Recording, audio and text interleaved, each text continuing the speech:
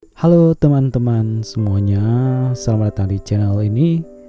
Pada kesempatan kali ini kita akan memberikan informasi terkait dengan penanaman modal based on Undang-Undang Nomor 25 di tahun 2007.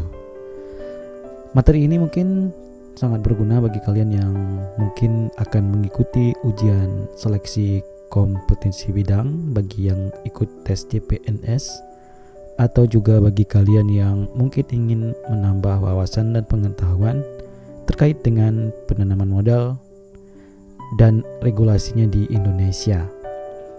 Oke, kita mulai saja presentasi singkat ini. Ya, apa itu sebenarnya penanaman modal? Penanaman modal atau juga dalam bahasa ilmiahnya dikenal dengan investasi, yaitu segala bentuk kegiatan menanam modal baik oleh penanam modal dalam negeri maupun penanam modal asing untuk melakukan usahanya di wilayah Republik Indonesia. Ya, penanaman modal dalam negeri yaitu kegiatan menanam modal untuk melakukan usaha di wilayah Republik Indonesia dengan menggunakan modal dalam negeri. Sedangkan penanam modal asing yaitu kegiatan menanam modal untuk melakukan usaha di Republik Indonesia yang dilakukan oleh penanam modal asing yang menggunakan modal asing sepenuhnya ataupun berpatungan dengan modal dalam negeri. Dari penjelasan ini dapat kita tarik kesimpulan awal, yaitu bahwa kegiatan menanam modal atau investasi yang pure atau murni dari modal dalam negeri itu dinamakan dengan penanaman modal dalam negeri atau PMDN. Dan sebaliknya ketika ada penanaman modal yang menyangkut dengan modal asing, baik secara keseluruhan atau sebagian, itu tentu dikatakan dengan penanaman modal asing. Lantas ada yang bertanya, kenapa asing atau pihak asing atau negara lain ingin berinvestasi di Indonesia? Tentu itu ada negosiasi, ada promosi, juga ada kepentingan-kepentingan khusus, sehingga kita warga Indonesia, pemerintah melalui Badan Koordinasi Penanaman Modal melakukan semacam negosiasi atau perjanjian kerjasama untuk mengikat si penanaman modal asing untuk bisa berinvestasi di Indonesia, misalnya melalui kegiatan promosi investasi yang biasanya pemerintah lakukan di luar negeri. Mungkin itu sekilas dari pengertiannya. Mungkin di lain slide kita akan memberikan penjelasan lengkap terkait dengan hal-hal mengapa penanaman modal asing itu berkeinginan untuk menanam modal di Indonesia. Next. Ya, modal asing yaitu modal yang dimiliki oleh negara asing, perseorangan WNA, badan usaha asing, badan hukum asing atau badan hukum Indonesia yang sebagian atau seluruhnya modalnya dimiliki oleh asing. Tentu kita tidak asing dengan perusahaan-perusahaan asing yang ada di Indonesia seperti bank asing, macam dan lain sebagainya. Itu tentu dikatakan sebagai penanam modal asing.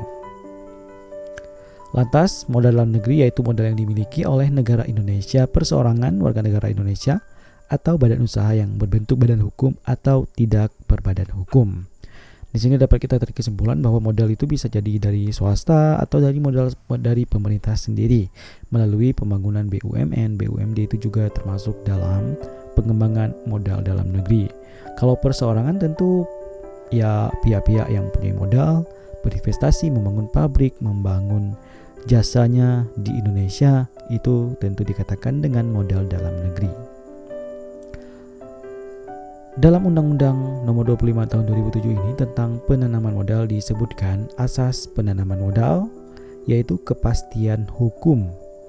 Tentu ketika baik dari penanam modal asing atau penanaman modal dalam negeri ketika melakukan investasi atau akan melakukan investasi, tentu mereka akan melihat regulasi yang ada di negara tersebut, apakah dipersulit, apakah dipermudah.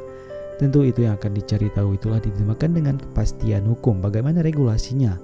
Bagaimana ketika terjadi perseteruan? Bagaimana terjadi ada pihak yang tidak menepati janji misalnya, tentu itu memasuki ranah hukum dari penanaman modal ini. Asas yang kedua itu keterbukaan. Asas yang ketiga akuntabilitas, artinya setiap perusahaan atau pemerintah sendiri harus terang-terangan dalam memberikan atau menerima laporan keuangan yang dikeluarkan baik dari penanaman modal asing, penanaman modal dalam negeri, juga bisa menjadi data-data bagi penanaman modal asing untuk mengambil kebijakan-kebijakan khusus untuk penanam modal di Indonesia. Selanjutnya, perlakuan yang sama tentunya ini ditujukan bagi penanam modal asing, tidak dibedakan dengan penanaman modal di Indonesia, tidak pilih kasih istilahnya. Selanjutnya kebersamaan, karena tujuan dari penanaman modal itu yaitu banyak sekali manfaatnya, mulai dari membuka lapangan kerja, memberikan teknologi baru bagi negara, juga lain sebagainya. Selanjutnya itu efisiensi yang berkeadilan dan berkelanjutan. Ketika penanaman modal asing atau penanaman modal dalam negeri melakukan investasi di Indonesia, tentu itu bukan sekali, mereka akan melanjutkannya sampai titik tertentu. Selanjutnya berwawasan lingkungan. Ketika sebuah pabrik didirikan di Indonesia, sebuah pertambangan didirikan di Indonesia, tentu harus memiliki analisis mengenai dampak lingkungan dan perjanjian-perjanjian khusus ketika terjadi kerusakan lingkungan. Semuanya itu tertulis di dalam izin prinsip. Selanjutnya itu kemandirian. Artinya ketika usaha sudah berjalan, dia mandiri untuk terus sustainable, untuk bisa membangun usahanya sendiri. Dan keseimbangan, kemajuan, dan kesatuan ekonomi nasional. Selanjutnya tujuan dari penanaman modal itu sendiri, yaitu yang pertama meningkatkan pertumbuhan ekonomi nasional. Tentu ini sangat jelas ketika ada pertumbuhan ekonomi, di situ ada pajak, di situ ada peningkatan kebutuhan masyarakat, peningkatan konsumsi masyarakat, peningkatan sumber daya manusia dan lain sebagainya. Selanjutnya itu menciptakan lapangan kerja, udah pasti. Ketika ada pabrik, ada usaha, ada jasa yang baru dimasukkan di Indonesia, tentu itu akan menciptakan lapangan kerja. Misalnya aja yang seperti akhir-akhir ini yaitu ojek online, misalnya dari Grab, perusahaan dari Singapura misalnya, atau perusahaan lain membuat investasi di Indonesia, tentu banyak sekali menciptakan lapangan kerja. Itu tentu akan memberikan efek yang baik bagi warga negaranya. Selanjutnya itu meningkatkan pembangunan ekonomi berkelanjutan, yaitu meningkatkan kemampuan daya saing dunia usaha nasional, meningkatkan kapasitas dan kemampuan teknologi nasional, mendorong pembangunan ekonomi kerakyatan, dan mengolah ekonomi potensial menjadi kekuatan ekonomi real. Bisa ditarik kesimpulan di sini ketika ada penanaman modal dalam negeri atau penanaman modal asing yang melakukan investasi di Indonesia, tentu ada peningkatan teknologi, juga ada pembangunan ekonomi, karena tentunya nanti usaha kecil menengah di sekitar pabrik atau di sekitar lokasi investasi itu akan juga menerima impact yang sangat baik. Dan yang selanjutnya itu meningkatkan kesejahteraan masyarakat. Untuk peningkatan kesejahteraan masyarakat ini tidak jauh dari peningkatan pendapatan tentunya. Selanjutnya kebijakan dalam penanaman modal. Pemerintah mendorong terciptanya iklim usaha nasional yang kondusif bagi penanaman modal untuk menciptakan daya saing perekonomian nasional, mempercepat peningkatan penanaman modal. Caranya yaitu dengan memberi perlakuan yang sama antara penanaman modal dalam negeri dan juga penanam modal asing, dan menjamin kepastian hukum, kepastian usaha, dan keamanan berusaha, membuka kesempatan bagi perkembangan dan memberikan perlindungan kepada usaha mikro, kecil, menengah, dan koperasi. Bentuk badan usaha perusahaan penanaman modal dalam negeri bisa berbentuk badan hukum maupun bukan berbadan hukum atau perseorangan Selanjutnya untuk penanaman modal asing itu wajib berbentuk PT atau perseroan terbatas yang berbadan hukum dan berkedudukan di wilayah Republik Indonesia. Ini yang paling penting. Selanjutnya, penanaman modal asing dapat dilakukan dengan cara yaitu mengambil bagian saham pada saat pendirian, membeli saham, dan dengan cara lain yang sesuai dengan undang-undang. Selanjutnya kita harus mengetahui juga perlakuan terhadap penanam modal. Pemerintah memberikan perlakuan yang sama kepada semua penanam modal yang berasal dari negara manapun yang melakukan kegiatan penanaman modal di Indonesia. Kita tidak melihat agama negara mana yang misalnya ketika Arab Saudi melakukan investasi di Indonesia itu berkeberlakuan khusus dibandingkan dengan misalnya dari Malaysia atau dari lain sebagainya. Selanjutnya kita juga dikenal dengan nasionalisasi. Ya, pemerintah tidak akan melakukan nasionalisasi atau pengambilan alihan kecuali dengan undang-undang. Ya, ada suatu titik tertentu perusahaan akan diambil oleh Indonesia, mungkin sesuai dengan perjanjian atau izin prinsipnya, tapi itu tentunya diatur dengan undang-undang. Dalam hal pemerintah melakukan tindakan nasionalisasi, pemerintah akan memberikan kompensasi sesuai dengan harga pasar. Ya, jika kedua belah pihak tidak mencapai kata sepakat tentang kompensasi, penyelesaian dilakukan dengan cara arbitrasi, yaitu penyelesaian permasalahan terkait dengan penanaman modal. Selanjutnya itu repatriasi. Ini merupakan transfer modal dari penanaman modal kepada pihaknya sendiri, baik yang di dalam negeri maupun di dalam negeri.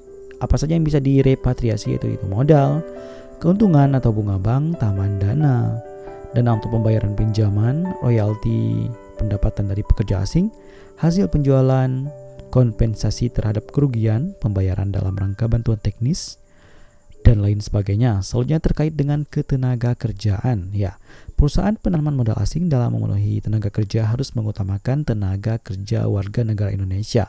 Ini yang paling penting karena ini juga tertulis dalam izin prinsip atau perjanjian khusus dari pemerintah kepada perusahaan modal asing yang ingin menanamkan modalnya di dalam negeri. Ya, perusahaan atau penanam modal asing dapat menggunakan tenaga ahli dari asing sesuai dengan undang-undang. Ya, ketika warga negara kita tidak mampu, maka diperbolehkan untuk menggunakan tenaga ahli dari asing dengan syarat harus ada pengajaran atau memberikan edukasi terkait teknologi terbaru yang mereka gunakan. Ya, perusahaan wajib meningkatkan kompetensi tenaga kerja warga negara Indonesia melalui pelatihan kerja sesuai dengan undang-undang, dan perusahaan penanaman modal asing wajib menyelenggarakan pelatihan dan alih teknologi ke tenaga kerja warga negara Indonesia. Selanjutnya bidang usaha. Ya, semua bidang usaha atau jenis usaha terbuka bagi kegiatan penanaman modal, kecuali bidang usaha yang dinyatakan tertutup, yaitu untuk produksi senjata, mesiu, alat peledak, dan peralatan perang.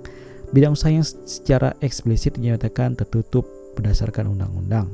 Untuk ini ada undang-undang khusus tentang penanaman modal terbuka dan tertutup, nanti akan kita bahas di video berikutnya. Selanjutnya itu bidang yang tertutup, yaitu berdasarkan kriteria kesehatan, moral, kebudayaan, lingkungan hidup, pertahanan dan keamanan, dan kepentingan nasional. Ya, kriteria bidang usaha terbuka dan tertutup diatur dengan PP. Ya, kriteria kepentingan nasional, perlindungan sumber daya alam, perlindungan pengembangan usaha makro, kecil, menengah, dan koperasi. Selanjutnya fasilitas apa yang akan didapatkan dan juga diberikan oleh pemerintah kepada penanaman modal yang melakukan perluasan usaha dan melakukan penanaman modal baru, yaitu dengan kriteria yaitu banyak menyerap tenaga kerja, termasuk skala prioritas, termasuk pengembangan infrastruktur, melakukan alih teknologi, melakukan industri pionir, berada di daerah terpencil, menjaga kelestarian hidup, melakukan kegiatan penelitian, bermitra dengan usaha mikro, dan menggunakan barang modal atau mesin atau peralatan yang diproduksi di dalam negeri. Ya, fasilitas untuk perluasan dan penanaman modal baru yaitu diberikan terkait dengan pengurangan pajak penghasilan, pembebasan atau keringanan biaya masuk atas impor barang modal atau bahan, pembebasan atau keringanan biaya masuk bahan baku, pembebasan atau penangguhan pajak pertambahan nilai atas impor barang modal, penyusutan atau amortisasi yang dipercepat, dan keringanan PBB. Namun fasilitas tersebut tidak berlaku jika PMA tidak berbentuk perseroan terbatas. Selanjutnya fasilitas perizinan tanah. Ya, HGU diberikan 95 tahun dengan cara diperpanjang di muka sekaligus selama 60 tahun dan dapat diperbarui 35 tahun. Ya, hak guna bangunan diberikan 80 tahun dengan cara diperpanjang di muka sekaligus selama 50 tahun dan dapat diperbarui selama 30 tahun. Ya, pakai diberikan 70 tahun dengan cara diperpanjang di muka sekaligus 45 tahun dan dapat diperbaharui selama 25 tahun. Ya, fasilitas tersebut dapat diberikan dengan syarat yaitu penanaman modal jangka panjang, tidak memerlukan area yang luas di atas tanah negara, tidak mengganggu rasa keadilan masyarakat, dan tidak merugikan kepentingan umum. Ya, pemberian dan perpanjangan hak atas tanah tersebut dapat dibatalkan jika apabila perusahaan penanam modal menelantarkan tanah merugikan kepentingan umum, tidak sesuai dengan peruntukan dan melanggar undang-undang pertanahan. Selanjutnya juga ada larangan, yaitu penanam modal dalam negeri dan asing yang berbentuk PT atau perseroan terbatas dilarang membuat perjanjian atau pernyataan yang menyatakan bahwa kepemilikan saham dalam PT untuk dan atas nama orang lain. Apabila hal tersebut dilanggar, perjanjian pernyataan tersebut dinyatakan batal demi hukum. Ya, tujuan larangan ini adalah menghindari terjadinya perseroan yang secara normatif dimiliki perorangan tetapi seolah-olah secara materi pemiliknya adalah orang lain.